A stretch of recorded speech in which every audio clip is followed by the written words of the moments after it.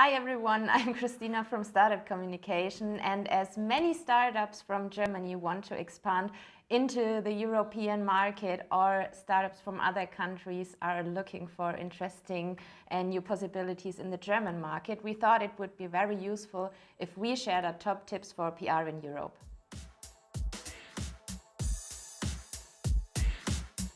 So our first tip is to know your market, because whenever you do PR, you have this one goal, which is to get your startup into your key media, but there are different success factors.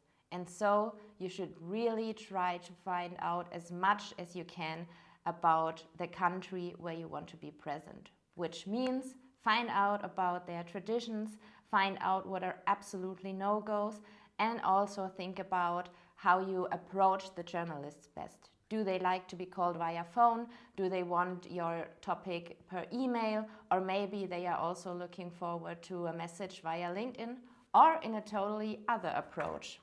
The second tip is listen to local experts. Of course, you can do a lot of research to get insights into this new country, but a person that has been working there for ages has a lot of experience and insights that you don't have. So sometimes it can be very interesting and insightful to talk to one of these persons. It can be an agency or somebody else who's working in communications.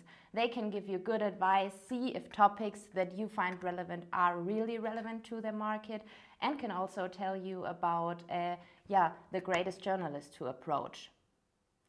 And of course, they can also give you insights into the different timings media may have and how to pitch right. The third tip is one of the most important one, and it is localization. Just imagine you wrote a press release in German and you would like to have this distributed in the Great Britain market, or even the other way. The worst thing you can do is just translating it. The reason for that is what may be relevant to your country isn't especially relevant to another country. So localize it, which means find an angle that fits the new market. So in this case, if for example your press release contains numbers for one market, you should always see if you also have numbers for the other market, or if this isn't the case, if you can set it into a bigger context. And another point that also is one important part of localization is that you question the topic. So not every topic that is relevant in one country is relevant in another country too. Tip number 4 may seem pretty obvious, but it is important, and it is know your media. You should really find out what are the key publications in this other country, what are important topics for them, what is currently going on, what is the trends, and what different formats do this key media have. There is one good example from Great Britain. They have the Sunday Times, but not only the daily paper, but also every of these Sunday Times comes with a supplement. In this case, the Sunday Times Style. So whenever you have a lifestyle product that you would like to place, this is the way to go. In Germany, we don't really have something similar, and that's why it is important to really get familiar with key media and their specifications.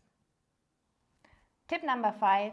Make your founder story relatable. If you want to read your founder story in a key media in another country, you have to find the right angle. The reason that you are not a local startup will make it a little more difficult for you to convince the journalists. But nevertheless, you can do it. Maybe just have a look at what other startups are doing and see what angles they are on. And also try to find a local reference. Maybe you have something to tell that is related to the country. Maybe you have plans in that country. Get everything involved that makes your startup and your key market relatable. So I hope you liked this video and you got some useful information. If you have any other questions or some feedback for us, let us know in the comments.